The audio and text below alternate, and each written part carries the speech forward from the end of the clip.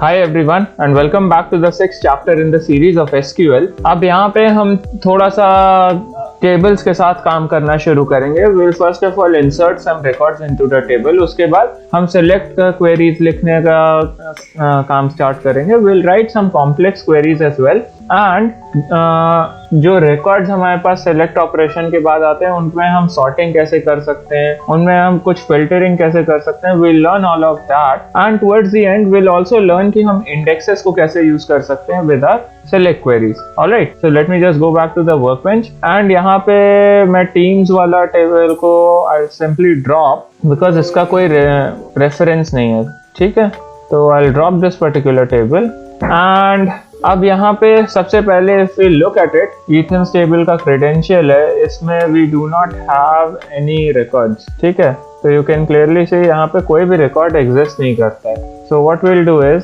सबसे पहले we'll write the insert का कमांड। अब insert का कमांड लिखने के लिए you will simply write the clauses insert। अब insert किस में अंदर करना है, तो we'll make use of into के बाद insert into table name। So we'll write Ethan's db dot Ethan's trainer credential। ठीक है, and साथ में we'll supply in the values as well। अब if you do not know कि Ethan's table credential के Ethan's trainer credential के अंदर क्या क्या फॉर्मेटिंग है, तो you can simply click on the columns। तो यहाँ पे यूजर नेम है, पासवर्ड है, but ID if you remember हमने ऑटो इंक्रीमेंट सेट कर रखी है, तो आईडी हमें सप्लाई करने की जरूरत नहीं है। तो what we'll do is कि we'll supply only the username and the password। Fine, और इसके साथ में I'll specify the values। तो यूजर नेम जो है varchar में, varchar टाइप का जो भी डेटा रहता है उसका इंसर्शन करने के समय या फिर फिल्टरिंग करते समय we'll use the quotes। तो I'll write let me just write Siddhant। ठीक है, and I'll write the password as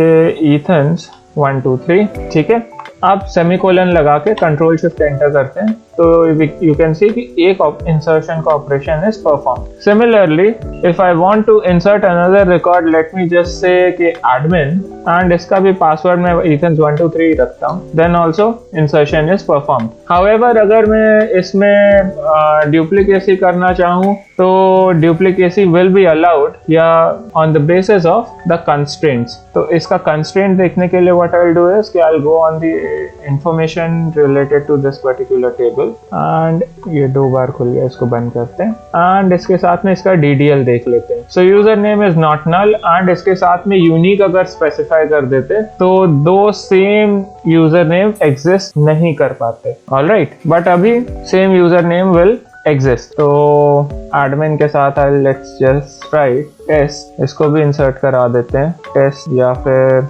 admin underscore new, इसको भी इंसर्ट करा देते हैं एंड इसके बाद हम देखते हैं कि यहाँ पे क्या क्या रिकॉर्ड्स एग्जिस्ट करता है। ठीक है, तो यू कैन सी पासवर्ड सबका Ethan's 1 2 3 है, आईडी अपने आप अपेंड होके आ गया है 1 2 3 4, यूजर नेम आ गया है। ठीक है, तो we have some records। Similarly what we can do is कि we can write trainer article के साथ में। ठीक है, अब trainer article के अंदर भी we'll collapse this thing and expand the trainer articles। trainer articles के अंदर ID है, auto increment है, author ID आएगा। ठीक है, and author ID कहाँ से आएगा, author ID will be the ID of the user. तो यहाँ पे 1 2 3 4 में से ही हमें कुछ इंसर्ट कराना होगा। ठीक है, अदरवाइज जो हमने कंस्ट्रेंट लगाया था वो होल्ड नहीं करेगा। ठीक है, तो विल राइट सबसे पहले the author ID, will write created, will also supply the title and will supply the body of the article. ठीक है, अब वैल्यूज इसकी दे देते हैं। सबसे पहले आई सप्लाई इन 1, देन उसके बाद क्रिएटेड में, क्रिएटेड का इफ आई रिमेम्बर कोई डिफॉल्ट वैल्यू भी एग्जिस्ट करता है। ठीक है, तो डिफॉल्ट में करंट टाइम स्टैम्प आ जाएगा, तो डिफॉल्ट हम सप्लाई नहीं भी करेंगे तो it will work absolutely fine. So title हम दे देते हैं, टाइटल में आई राइट द फर्स्ट आर्टिकल। ठीक है, एंड बॉडी में डाल देते हैं कि content of the first article. ठीक है, तो इतना इंसर्ट कराते हैं। सो इंसर्शन यहाँ पे चल रहा है। अभी I will clear this of and first के जगह पे I will write this time second, यहाँ पे भी आई विल राइट सेकंड, थोड़ा सा यूनिकनेस लाने के लिए इंसर्ट कराते हैं। Insertion is complete. बट अब यहाँ पे 2 रिकॉर्ड्स तो सक्सेसफुली आ चुके हैं, तो इसको हम verify, first of all will verify this. तो यहाँ पे यू कैन सी 2 रिकॉर्ड्स आ गए हैं, डिफॉल्ट टाइम स्टैम्प आ गया है, इसका अपना खुद का आईडी आ गया है, ऑथर आईडी आ गया है। ठीक है, एंड ईथन ट्रेनर के अंदर भी 4 आईडी है, if we try and insert यहाँ पे 5 डाल के, तो इंसर्ट नहीं होगा बिकॉज फॉरेन की का वायलेशन आएगा, ठीक है। बिकॉज इफ यू रिमेंबर कि जो ट्रेनर आर्टिकल के अंदर ऑथर आईडी है, दिस इज अ फॉरेन की। अब यहाँ पे ये फॉरेन की है, इसका मतलब किसी दूसरे टेबल में ये प्राइमरी की होगा, तो इस टेबल का ये प्राइमरी की है। बिकॉज ये आपको हमेशा याद रखना है कि एक टेबल के अंदर जो फॉरेन की है वो दूसरे टेबल में प्राइमरी की होगा ही होगा, पीरियड। फाइन। तो